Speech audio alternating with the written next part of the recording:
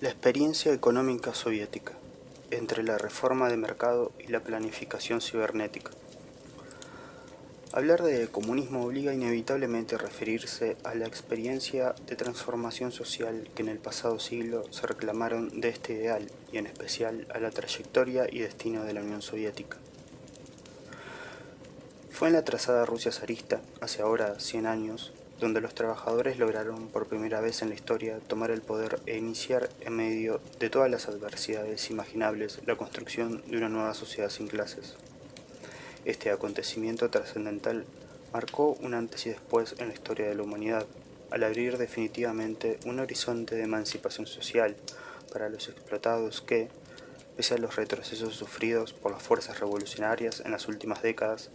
se proyecta hasta el presente y define la disyuntiva civilizatoria entre socialismo o barbarie, a la que sigue enfrentada la humanidad. El balance riguroso, exhaustivo y ponderado de la experiencia soviética, evaluando sus circunstancias, evolución y tentativas de reforma, así como sus extraordinarios logros e innegables errores, está todavía en muy buena medida por hacer.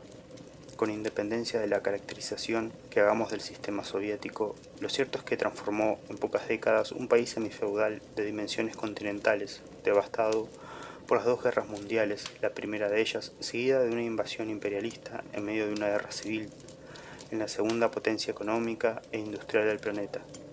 No solo demostró así que era perfectamente posible una vía de desarrollo social sobre bases no mercantiles, sino también que, partiendo de una posición de absoluta postración material y en medio del cerco imperialista, eras capaz de disputar en un breve periodo de tiempo el liderazgo tecnológico e industrial de las principales potencias capitalistas. Un efecto colateral de semejante pujanza económica fue el papel disuasorio desempeñado en el plano geopolítico, que obligó durante décadas a las burguesías occidentales a realizar todo tipo de concesiones sociales y laborales a los trabajadores en aras de mantener la paz social. Aunque el ritmo del crecimiento se ralentizó claramente en las décadas de los 70 y 80, continuó siendo notable y, en todo caso, comparado con los estándares occidentales actuales, ofrecía registros nada desdeñables. En el terreno social, los logros fueron igualmente impresionantes. El nivel de vida de la población se elevó ininterrumpidamente desde la segunda posguerra y existió una gran movilidad social. Todo el mundo tenía acceso a la educación gratuita, desde la guardería hasta la universidad, lo mismo que a la atención sanitaria. El empleo, las pensiones y la vivienda estaban garantizados. Los trabajadores podían cambiar libremente de puesto de trabajo, algo que se hacía con bastante frecuencia, para buscar mejores condiciones o por cualquier otra razón, y las plantillas ejercían fuertes controles sobre las gerencias. Existían infinidad de prestaciones sociales, como las bajas de maternidad o las vacaciones pagadas en complejos turísticos y balnearios. Todo ello dentro de un marco de gran igualdad comparado con cualquier otro país capitalista y favoreciendo el rápido desarrollo de las regiones tradicionalmente más atrasadas. El nivel de vida podía ser modesto comparado con el de Estados Unidos u otras potencias imperialistas, pero durante buena parte de su historia hubo una tendencia convergente. Todo esto eran conquistas sociales de enorme trascendencia que nadie puede negar y que han de tenerse muy presente a la hora de emitir cualquier juicio global y comparar con la situación actual, no solo de Rusia, por cierto. Tratar de explicar por qué acabó esta experiencia, o lo que es lo mismo, por qué hubo restauración capitalista y desintegración de la URSS entre finales de los 80 y principios de los 90, sin que mediase en ello injerencia extranjera abierta ni un levantamiento popular con ese programa, nos lleva a adentrarnos en los graves problemas y contradicciones que aquejaban al conjunto del sistema soviético. A un nivel más de superficie, por serlo más fácilmente reconocible, estaban, por supuesto, los problemas de arbitrariedad en el ejercicio del poder, la corrupción y el arribismo. Durante los años 30, en medio de las enconadas luchas de poder entre las diversas facciones del partido, con el trasfondo de la psicosis por la amenaza nazi, infinidad de cuadros y militantes comunistas, así como de simples trabajadores, fueron injustamente condenados y ejecutados, un crimen imperdonable desde cualquier punto de vista que además minó la autoridad de los comunistas en el resto del mundo. A todo esto se sumaban carencias y dificultades materiales de distinto tipo, vivienda, calidad de muchos bienes y servicios, etc., que no lograron de ser mínimamente resueltas hasta bien entrados los años 50. a un nivel más profundo y determinado, todo lo anterior, operaban dos tipos de obstrucciones al genuino desarrollo comunista que se alimentaban mutuamente y conducían a un callejón sin salida. Por un lado, existía un claro problema de insuficiencia tecnológica, fundamentalmente en la capacidad informática y de las telecomunicaciones, para plantear de forma eficiente una economía cada vez más compleja, que exigía el manejo de volúmenes crecientes de información, una circunstancia a la que se añadían las perniciosas inercias generadas por el mantenimiento de los rudimentarios esquemas y métodos de planificación iniciales que hubieran de ser improvisados sobre la marcha en condiciones muy adversas. Todo ello generaba desequilibrios, desorganización, incoherencias entre los distintos ministerios y cuellos de botella en los flujos de información. Por otro lado, existía un evidente bloqueo político-institucional que impedía un verdadero control de la población sobre la economía y los órganos de poder estatal, donde los cuadros dirigentes fueron abandonando paulatinamente el ideal comunista, ejercían el poder de manera autoritaria y llegaron a gozar de privilegios. Bajo la formalidad soviética y pese a las numerosas conquistas sociales, los trabajadores no tenían realmente el poder. Ante la manifiesta incapacidad de las autoridades planificadoras de reunir y procesar la información necesaria para el cálculo exhaustivo de precios y poder mantener una coherente coordinación económica general, en ausencia, por lo tanto, de una verdadera contabilidad económica socialista basada en los tiempos de trabajo y la optimización matemática, se desarrollaron inevitablemente prácticas y relaciones mercantiles, más o menos encubiertas, entre las empresas, entre estas y los distintos centros de decisión estatal y por extensión en el conjunto de la economía. La situación era ciertamente particular, y regía plenamente el principio de planificación, no solo por la insuficiencia técnica señalada, sino también por la falta de participación real de los trabajadores, ni lo hacía tampoco, evidentemente, el principio mercantil, dada la ausencia de propiedad privada sobre los medios de producción. La respuesta política oficial al déficit tecnológico para la conducción eficaz y coherente del proceso económico fue una contradictoria combinación de reformas de mercado, como la de los años 70 en la URSS y el resto de los países del Este, que otorgaban autonomía creciente a las empresas, y de multiplicación de la reglamentación administrativa y aumento de la burocracia, basculando en un sentido u otro la orientación final de la política económica, en función de los vaivenes dentro de la propia dirigencia soviética. En cualquier caso, el protagonismo cada vez mayor de las prácticas mercantiles, ligado también al crecimiento de lo que se ha denominado segunda economía o economía informal de carácter privado, definió una tendencia de fondo firme y objetiva hacia la restauración capitalista que acabó vinculando los intereses de la gerencia empresarial con los de la burocracia dirigente. Esta fue la base material para la perestroika de Gorbachov a mediados de los 80 y en última instancia también el factor fundamental que determinó su suerte.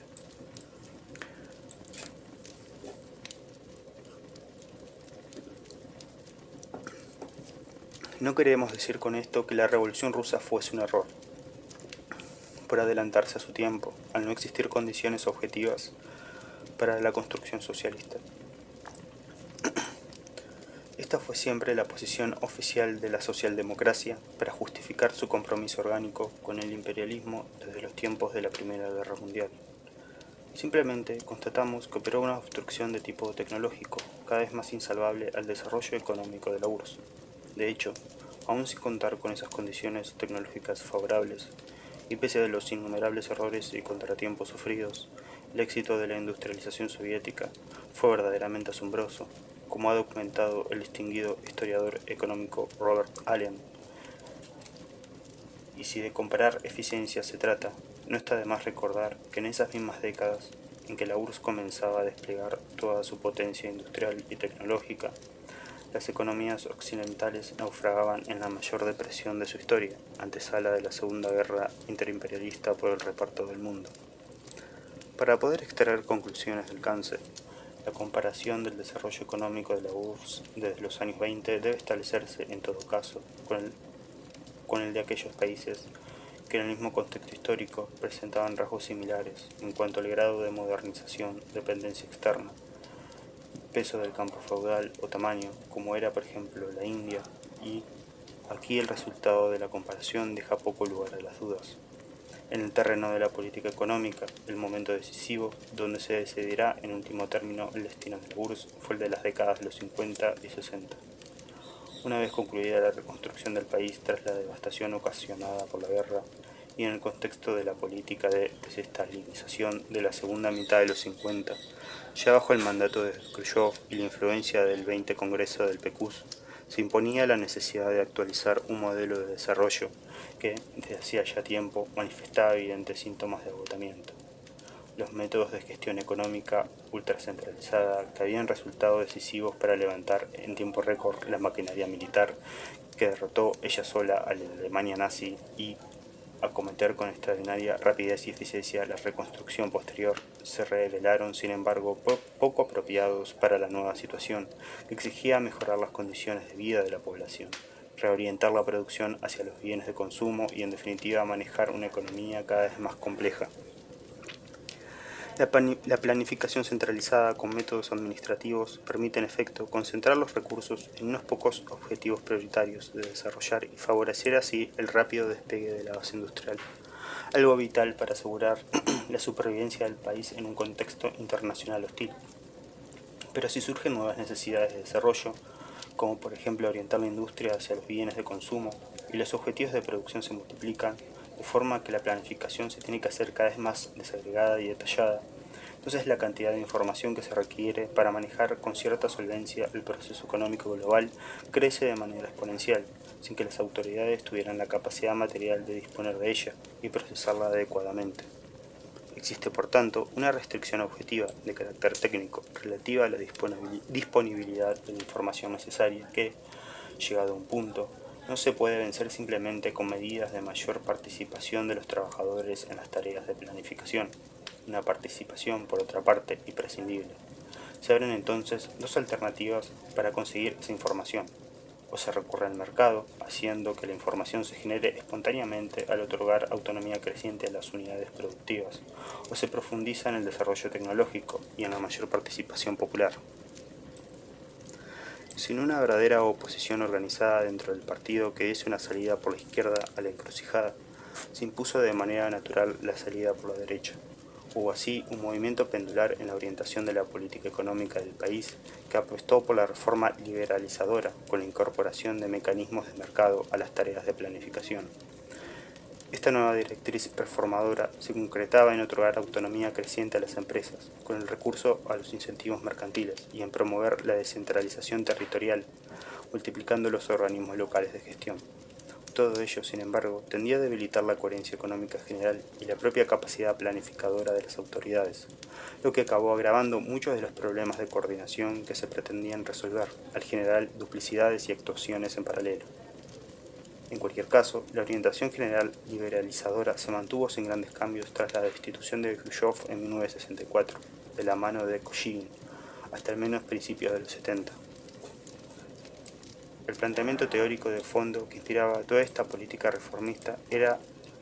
el de la compatibilidad del mercado con el socialismo y la planificación que defendían, más o menos abiertamente, autores como Lieberman. Esta concepción era todavía más acusada en algunos de los más influyentes economistas socialistas reformistas de los países del este. En esos años, como Ota Sik en Checoslovaquia, János Kornai en Hungría, los Zimmer-Bruce y Kazimierz Lasky en Polonia. La reforma pro mercado no era, sin embargo, la única vía posible, ni tampoco la única que se llegó a proponer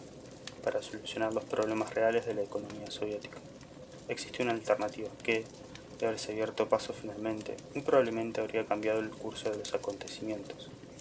En el contexto del deshielo intelectual y cultural de esos mismos años, un nutrido grupo de destacados académicos soviéticos que incluía matemáticos, ingenieros y economistas agrupados bajo el paradigma de la emergente y promisoria cibernética, se propuso desarrollar en sucesivas tentativas un proyecto para establecer un sistema computarizado de gestión planificada de la economía nacional. La aspiración de esta generación de investigadores era la de racionalizar y optimizar el funcionamiento del sistema económico, reduciendo la burocracia y superando los rígidos métodos administrativos, por medio de una infraestructura informática en red que permitiese el control de los flujos de información económica. El primer intento de desarrollar esta idea fue la visionaria propuesta elaborada en la segunda mitad de los años 50 por Anatoly Kitov. director del Centro de Computación número 1 del Ministerio de Defensa y uno de los padres fundadores de la cibernética soviética.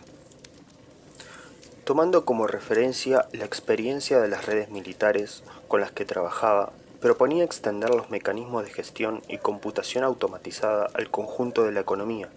creando una red nacional de ordenadores que conectaría las distintas fábricas con las agencias gubernamentales, suministrando información económica en tiempo real. La propuesta resultó finalmente desautorizada en medio de trabas políticas y de las suspicacias entre los ministerios civiles y de defensa. Un segundo intento, esta vez mucho más ambicioso, de crear un sistema automatizado en red al servicio de la gestión económica, fue el impulso a principios de los años 70 por Viktor Glushkov, director del Instituto de Cibernética de Kiev. Se inspiraba en el proyecto anterior de Kitov para ampliar su alcance diseñando un sistema para el control de los flujos de información que operaría de forma centralizada y descentralizada al mismo tiempo.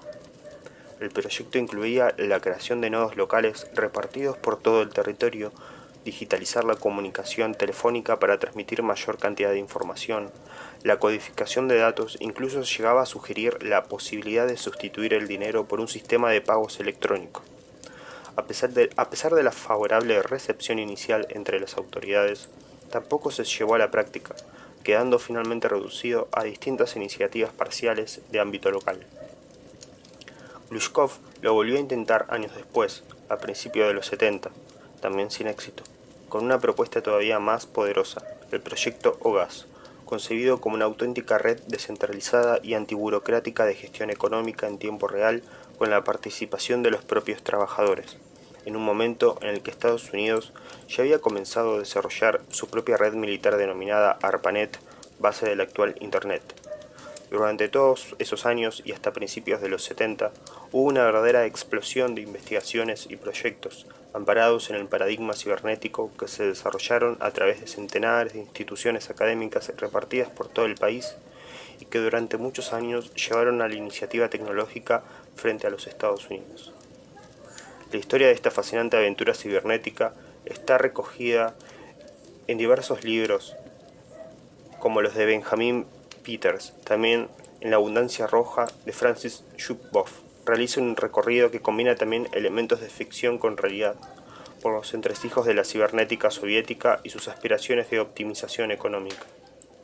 Aunque en este último caso las intenciones del autor son claramente las de probar que el fracaso del proyecto de planificación computarizada responde en última instancia a las supuestas fallas del propio ideario socialista, y tiene verdadero mérito que no falte a la cita y uno solo de los clichés antimarxistas al uso, enmarcando además la narración en un ambiente siniestro y casi delirante,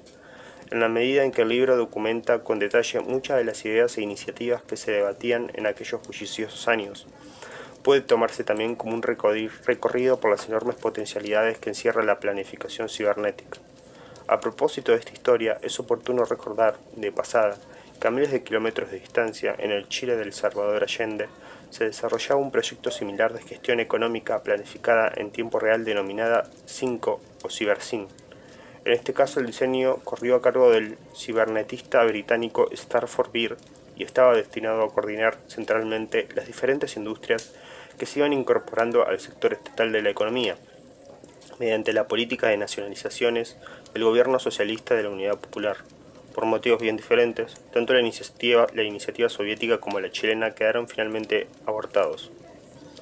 Para el caso soviético, después de diferentes experimentos y aplicaciones siempre limitadas, como la introducción masiva de ordenadores en la industria o el desarrollo de redes locales no conectadas entre sí, los contenidos más ambiciosos y potencialmente revolucionarios de los proyectos de Kitov y de Glushkov fueron sistemáticamente dejados de lado por las autoridades. No hay una única causa de este rechazo final, pero el motivo principal fue sin duda que todas esas ideas y propuestas iban en contra del espíritu general de la reforma económica de la época, que perseguían la liberalización y la descentralización, confiando en que los estímulos de mercado favorecerían la eficiencia empresarial y resolverían por sí mismos los principales problemas económicos. En la medida en que la propuesta de los cibernetistas suponía profundizar en los principios de la planificación integral de la economía y democratizaba el control de la información, otorgando mayor protagonismo a los trabajadores, era obvio que no encajaba con los intereses y propósitos de los dirigentes del país, que se inclinaron por las propuestas alternativas de Lieberman concretadas en la reforma Kosygin de 1965. Así pues, contra lo que podía suponerse a primera vista, la URSS post-Stalin no fue políticamente propicia para asumir las ideas de una auténtica gestión científica de la producción. Por otro lado, en su versión más ambiciosa, probablemente la única que podía haber garantizado resultados verdaderamente destacables y potencialmente revolucionarios, como lo era el OGAS de Khrushchev, se trataba de un proyecto extremadamente costoso que exigía una enorme inversión a largo plazo en infraestructura informática y de telecomunicaciones, que inevitablemente detraería importantes recursos en otras áreas que se consideraban prioritarias. Por último, también jugaron en contra las disputas por el control de la información y los difíciles equilibrios de poder a lo largo de toda la estructura del Estado, un enorme edificio institucional que funcionaba de facto como un mosaico de parcelas y grupos de poder, cada uno de los cuales desarrollaba sus propios intereses en conexión con los territorios y la industria. El proyecto cibernetista sacudía el tablero y obligaba a una reconfiguración general de las estructuras de poder que pocos en las altas esferas estaban dispuestos a acompañar. Es evidente, o al menos debería serlo para un marxista, que la tecnología no resuelve nunca por sí misma las contradicciones esenciales de una sociedad. Los posibles recursos de desarrollo para un país se dirimen siempre en una disputa que en último término es política, vinculada a la lucha de clases. Pero las condiciones tecnológicas, y esto también debería ser evidente para un marxista, esclarecen las verdaderas alternativas que hay en juego en cada momento, al dotarlas o no de viabilidad, por lo que constituyen una plataforma esencial para asentar propuestas políticas. Por ello, si bien la planificación cibernética comenzaba a ser una posibilidad real en las condiciones materiales de la URSS de los años 70, la razón última de que finalmente no llegara a abrirse paso se encuentra en la inexistencia de una tribuna política organizada, capaz de promoverla y ubicarla dentro de un proyecto más amplio de recuperación de las ideas originales de la revolución. En el marco de la construcción de una sociedad socialista, cuando el socialismo, como primera etapa del comunismo, no es todavía un orden social plenamente asentado y permiten prácticas y relaciones mercantiles de distinto tipo, la lucha de clases se expresa como contradicción entre dos líneas posibles de desarrollo, la socialista y la capitalista. En la URSS de la Reforma se fue abriendo paso progresivamente la vía que con el tiempo acabaría con devolver el país al capitalismo. De la destitución de Khrushchev en 1964 y hasta la llegada de Gorbachev en 1985, predominó el conservadurismo político e institucional, la glaciación de larga etapa de Brezhnev, que consistió, en esencia, en mantener una forma inercial del crecimiento que permitía el esquema económico existente, sin acometer significativas reformas, ni en un sentido ni en otro, simplemente por la vía de no convulsionar al cuerpo económico y social con nuevos experimentos. Aunque el crecimiento nunca se detuvo, la parálisis institucional y la falta de iniciativa política cronificaron todos los problemas económicos de organización y de eficiencia, obstaculizando el cambio técnico y favoreciendo el desarrollo de la tendencia mercantil, con un crecimiento sostenido de la segunda economía. A pesar de los serios problemas de eficiencia y dinamismo que presentaba la economía soviética a la altura de la década de 1980, ello no explica por sí mismo el final abrupto de la URSS entre el 89 y 1991. Lo primero que conviene dejar en claro es que no hubo colapso económico del sistema soviético, entendido como implosión del mecanismo económico planificado de asignación de recursos y extracción del excedente. Esta es una lectura interesada, comprada con gusto por cierta izquierda, que ha impuesto con fines de propaganda anticomunista para proclamar que no existe alternativa real alguna al mercado, pero que no tiene ninguna base real. Aunque los problemas económicos se acumulaban y proyectaban un cuadro general de esclerosis económica e institucional, lo cierto es que por medio de una acertada combinación de distintas reformas parciales, las autoridades soviéticas podían haber prolongado todavía por un tiempo indeterminado el modelo estatista burocrático. En cierto momento de la segunda mitad de los 80, en torno a los años 1987 y 1988, la restauración capitalista fue una decisión política, un proyecto conscientemente asumido e impulsado por el equipo reformista de Gorbachev. En el terreno económico, el punto de inflexión que cortocircuitó definitivamente el mecanismo de extracción centralizada del excedente, que determina políticamente el reparto de la producción entre los medios de consumo y el resto de los productos, fue la decisión de permitir a las empresas retener la mayor parte de sus ganancias. A partir de ahí se desató el caos y la economía acabó colapsando en medio de un descontento popular y las tensiones nacionalistas. La tesis que aquí se defiende sobre el fin de la URSS apunta a que el bloqueo burocrático contra el protagonismo de los trabajadores en la dirección política y económica del país, unido a la tendencia mercantil que se venía desarrollando desde mucho tiempo atrás, hizo que los graves problemas de organización y eficiencia que recorrían todo el edificio económico soviético se acabasen abordando en clave abiertamente restauracionista por la dirigencia política del país. Es verdad que la URSS de mediados de los años 80 empezaban a reunirse condiciones tecnológicas, fundamentalmente en el campo de la informática, para haber vuelto a plantear la posibilidad de un giro hacia una planificación más eficiente y democrática. Pero asumir este reto, como ya hemos dicho, habría significado desafiar directamente el poder de la propia burocracia dirigente, obligando una vuelta a los orígenes revolucionarios que, a esas alturas de la historia, no estaba dispuesta a recorrer ganada ideológica y materialmente por variados privilegios a la causa antisocialista. Quienes se resistieron a los planes procapitalistas en el interior de la dirigencia soviética, como sucedió en el PQS con Ligachev, lo hacía desde posiciones estatistas burocráticas, sin levantar ningún programa de vuelta a las genuinas ideas comunistas, desde la defensa en definitiva del aparato institucional anquilosado, lo que les impedía conectar con la base trabajadora para devolverle todo el protagonismo, razón por la cual no podían llegar a representar ninguna alternativa real al curso restauracionista. Sea como fuere, la restauración capitalista en la URSS supuso un auténtico cataclismo económico y social. La devastación provocada por las recetas liberales pro mercado fue de tal magnitud que no hay precedente en la historia sin la mediación de una guerra abierta. La capacidad productiva del país quedó literalmente destruida y la economía se redujo prácticamente a la mitad, hundiendo a la población en la barbarie al extender la pobreza, el hambre, el desempleo, llegando incluso a disminuir la esperanza de vida. Asimismo, la desaparición de la URSS tuvo una trascendencia política global que resulta difícil exagerar. Fue el factor decisivo que permitió a las élites económicas mundiales definir un nuevo ciclo político reaccionario de alcance global. Por un lado, sumió a las fuerzas de izquierda en el desconcierto, extendiendo la idea de que no hay alternativa a la plutocracia capitalista más allá de intentar paliar alguno de sus excesos, engullidas en una espiral de capitulaciones, oportunismo y transvestismo ideológico que llega hasta el presente. Paralelamente, posibilitó la profundización del curso neoliberal del capitalismo mundial, con nuevas y más intensos ataques a las conquistas del mundo del trabajo, y reforzó el dominio imperial de Estados Unidos sobre la práctica totalidad del planeta, con guerras humanitarias, intervenciones quirúrgicas y revoluciones de colores, allá donde hiciese falta para apuntalar su hegemonía y bloquear la emergencia de rivales regionales. Un siglo después de aquel primer asalto a los cielos, y después de todas las vicisitudes que han marcado la trayectoria del movimiento revolucionario internacional a lo largo de este tiempo, la disyuntiva esencial a la que se enfrenta la humanidad sigue siendo la misma, la que opone socialismo a barbarie, soberanía popular a dictadura del capital. Solo que ahora, en tiempos de la mundialización del capital, se expresa ya a una escala plenamente global, y su no resolución en sentido progresista amenaza con el colapso ecológico del planeta y compromete la supervivencia de la propia especie humana. Pese al enorme retroceso sufrido, hoy disponemos, sin embargo, de algunas ventajas evidentes. En primer lugar, contamos con la enseñanza de las experiencias socialistas del pasado siglo, que habrá que estudiar en profundidad para identificar adecuadamente el tipo de problemas concretos que en materia económica surgieron y conocer los debates políticos y académicos que suscitaron.